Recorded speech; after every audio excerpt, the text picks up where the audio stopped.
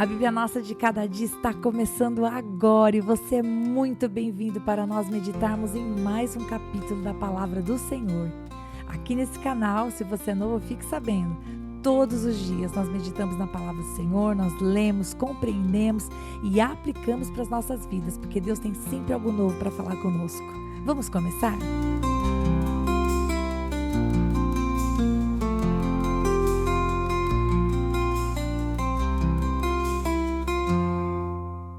Hoje nós vamos meditar em Ruth capítulo 3 e eu preciso fazer duas observações logo de cara. Uma delas é lembrar você que nós não podemos olhar para esse texto, meditar sobre esse texto com os nossos olhos ocidentais. Essa é uma advertência que eu tenho feito desde o primeiro episódio.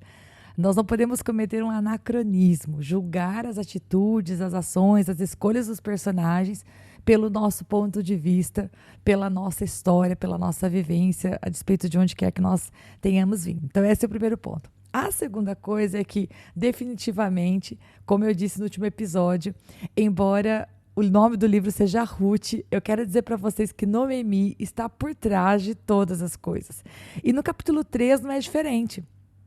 A Noemi, ela surge com uma ideia. E no versículo 1 do capítulo 3, ela vai dizer assim: minha filha, eu tenho que procurar para você um lar seguro para a sua felicidade. E esse lar seguro, a tradução no original, que daria assim, um melhor sentido, seria: eu preciso buscar descanso para você. Porque, veja, tanto Ruth quanto Noemi estavam vivendo a sua viuvez, estavam desamparadas, ninguém estava cuidando delas, e elas estavam tendo que trabalhar pelo próprio sustento. Caso Ruth conseguisse um lar, conseguisse uma família, isso traria para ela descanso. E Noemi resolve fazer parte disso para cuidar dela. Lembre-se, hoje nós mulheres podemos trabalhar, ter o nosso sustento, a nossa carreira, nos sustentar. Podemos fazer algumas escolhas em que não necessariamente dependemos de um homem, de um marido para cuidar e nos proteger fisicamente. Mas naquele momento, naquela época da história, era assim que as coisas funcionavam. Então, Noemi, a sogra, teve uma ideia. E ela disse assim: você vai, versículo 3, tomar um bom banho, perfumar-se ou ungir-se, né? E você vai vestir a sua melhor roupa e descer para a eira. Bom, a melhor roupa, eu quero que você entenda, talvez, é muito provável, pelo menos pelo que eu li a respeito, que Ruth ainda usasse as suas roupas de viuvez, ok? É provável que. Então aqui, o que Noemi está dizendo a ela? Coloque uma roupa, coloque um manto maior, até porque ela precisaria ir na eira, um lugar de trabalho, e ela iria, vamos dizer assim, tomar algumas atitudes que Noemi ia sugerir para ela, que seria melhor que ela não fosse descoberta no meio desse ato. Então, a gente não pode assumir que Noemi estava falando para Ruth vestir um vestido super chique, super fino, porque elas eram viúvas, pobres, no momento que, com certeza, a melhor roupa dela não significava uma roupa com paetê, né? Uma roupa chique de festa, mas está falando de roupas que a cobrissem, de roupas que preservassem a sua identidade. Então, ela vai dizer: e você vai descer até a eira. Embora supõe-se que a eira deveria ser um local alto, na verdade, pela posição geográfica de onde elas estavam, nós estamos falando de Belém, que fica numa colina, para qualquer lugar que ela fosse, ela precisaria descer. E essa noite é uma noite especial. Por quê? Veja, Boaz, ele era o dono de todas as coisas. Ele tinha servos que podiam cuidar dos grãos, mas esse momento de lidar com os grãos era um momento especial. Ele era levado para a eira, ele precisava ser atirado para o ar para que o próprio vento levasse e separasse as cascas dos grãos. E naquela noite em específico, o autor não diz para a gente como é que Noemi tem essa informação, mas Noemi vai dizer: olha, você vai descer e essa é a noite que você vai estar lá, para tomar uma atitude, porque Boaz estará lá. E a gente sabe disso no versículo 2, né? Ela fala: esta noite ele estará limpando cevada na eira. Bom, o chefe ia estar na obra e o plano de Noemi incluía Ruth ir até ele para, em outras palavras, mas é exatamente isso, dizer a ele: eu quero me casar com você, eu gostaria que você se casasse comigo. Esse era o plano.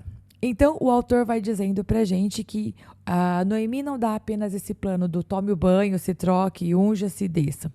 Ele vai dizer ainda: olha, você vai fazer exatamente assim, versículo 4. Depois que ele tiver comido, bebido, quando ele for dormir, você vai deitar-se nos pés dele, você vai descobrir os pés dele e você vai esperar. E ele então vai dizer para você o que fazer. Isso está no versículo 4.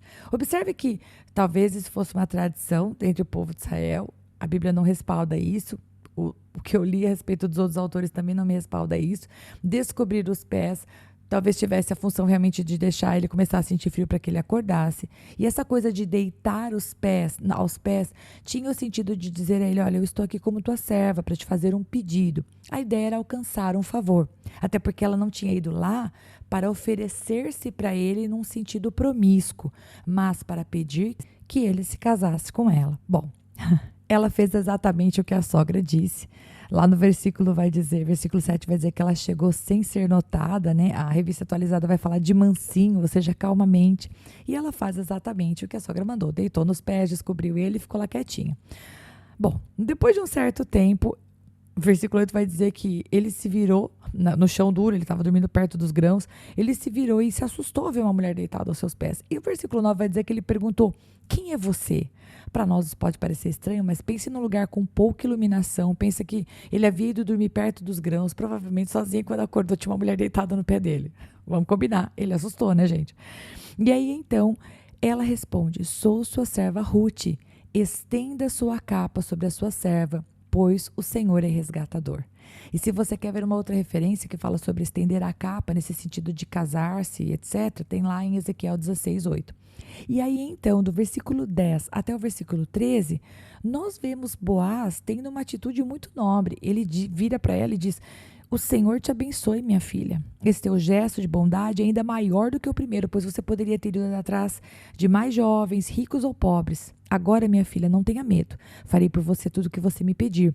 E ele faz essa consideração porque, veja, Ruth, ela era moabita, ela não tinha a mesma cultura do que aquele povo, ela podia ter ido atrás de um outro casamento, ou se engraçado com alguém na colheita, ela poderia buscar por um mais jovem, ela não necessariamente poderia buscar os princípios familiares que eram tão caros para o povo de Israel, no sentido de casar, de assumir a viúva, de resgatar a terra. Ela podia não ter feito isso, mas ela ouviu o conselho da sogra e ela foi atrás de um homem com mais idade, provavelmente, não um jovenzinho porque ela se apaixonou, mas ela preferiu submeter as suas vontades aos valores familiares e demonstrando uma extrema obediência, um amor muito grande pela sua sogra e realmente pelo povo da sogra e realmente pelo Deus da sogra.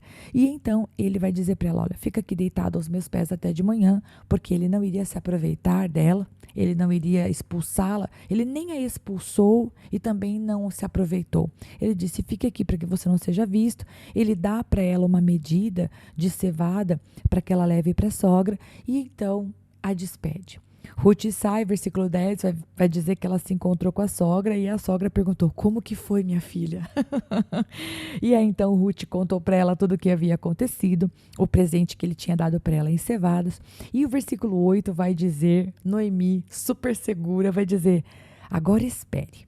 Espere, minha filha, até saber o que acontecerá. Sem dúvida, aquele homem não descansará enquanto não resolver essa questão hoje mesmo. Olha, queridos, terminamos aqui e eu vou dizer para você, eu já tinha lido Ruth antes, agora vem o momento em que eu quero aplicar esse texto para nós. Mas como fazer essa meditação mais detalhada e realmente pensar nos personagens, tem me colocado dentro da história. Noemi foi muito corajosa, Ruth foi muito obediente e Boaz foi um homem de muita honra. Esse capítulo fala de 3 pessoas, 2 delas vivendo um momento tenso da sua vida. Elas eram viúvas, passaram por um trauma recentemente, perderam tudo. Não apenas perderam as pessoas que as amavam, mas perderam o sustento, perderam a proteção, perderam a referência de família. E o que sobrou entre elas foi a lealdade de uma para outra, estou falando de Noemi e Ruth, e a fidelidade a Deus. E de repente o Senhor prepara que aconteça toda a história que aconteceu nos capítulos anteriores, Ruth conheça Boaz, e agora existe um outro parente antes dele para ser o resgatador, e você vai ver isso no próximo capítulo. Mas Boaz é muito honrado, ele não tirou proveito da situação e da dor do outro, ele disse: vou fazer tudo certo. Então, eu acho que se fosse para aplicar isso para as nossas vidas, eu diria: queridos, Sejamos mais parecidos com Jesus Cristo em todas as situações da nossa vida, a despeito da dor que nós estejamos sentindo.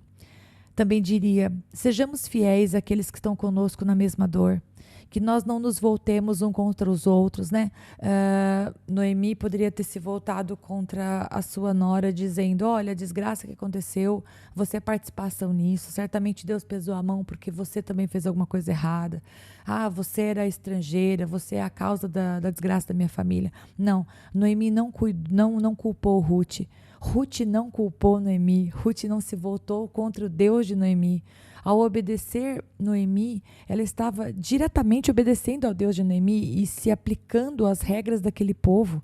Gente, é admirável, honestamente, você imaginar que uma estrangeira poderia se sujeitar a qualquer coisa que não fosse a própria vontade dela. E é isso que ela faz.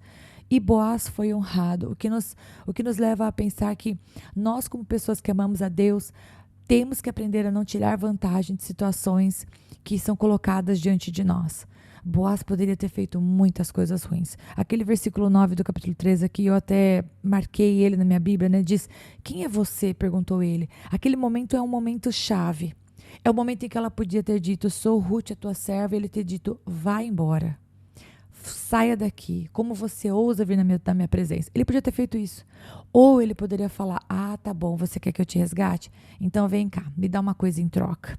Mas não, ele não tirou proveito nem de um lado nem do outro. Ele foi muito honrado. E honrado principalmente, queridos, quando não tem ninguém olhando. Porque Ruth estava clandestina ali. Ele poderia realmente ter feito alguma coisa ruim com ela, ela não teria nem como se defender, sendo ainda levada a ser posta diante do povo como uma pessoa desonrada. Ao contrário, ele diz para ela que ela é uma mulher honrada, é uma mulher virtuosa, no versículo 11. E ele honradamente pretende cuidar do testemunho dela, vamos falar dessa maneira, sabe? Então, esse capítulo fala muito ao meu coração a respeito de nós sermos pessoas que fazem o bem, sabe? Não pelas nossas próprias forças, porque o que é bem para mim não é bem para o outro, mas segundo a palavra mesmo, segundo o Senhor Jesus no nosso coração, dizendo, escolha a parte correta, faça o que você tem que fazer. E eu despeço, né? Eu termino esse capítulo assim, apaixonada pelo relacionamento da sua sogra com a sua nora, de duas pessoas passando por um momento tão sensível da vida delas, mas também apaixonada por Deus, apaixonada pelo Senhor, que cuida dos seus filhos, que sabe o sofrimento que estamos passando, né, por conta das escolhas que fazemos, e que Ele vem ao nosso encontro, ainda que muitas vezes nós estejamos amargos, como Noemi vai afirmar logo no primeiro capítulo, ainda que houvesse qualquer tipo de amargura no coração dela, ela não se fechou para Deus.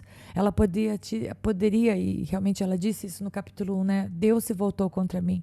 Mas ela voltou para a casa do pão e ela está agora, de maneira muito estratégica, fazendo com que Ruth dê um passo à frente e peça esse homem em casamento, literalmente isso, diga, olha, eu estou disponível para o casamento, caso você queira, seja o nosso resgatador. E é assim que eu termino esse capítulo, apaixonada e grata a Deus por esse podcast.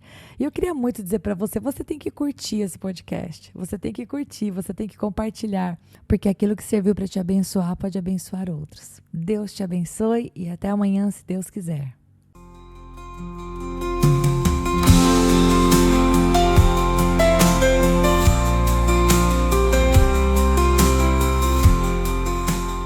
Se você ficou até agora, não vai embora não. Agora é hora de você curtir, comentar, compartilhar esta palavra, porque se ela abençoou você, ela pode abençoar outra pessoa também. E lógico, se inscreva no canal, ative o sininho, assim você não perde os próximos episódios. Deus te abençoe e até lá!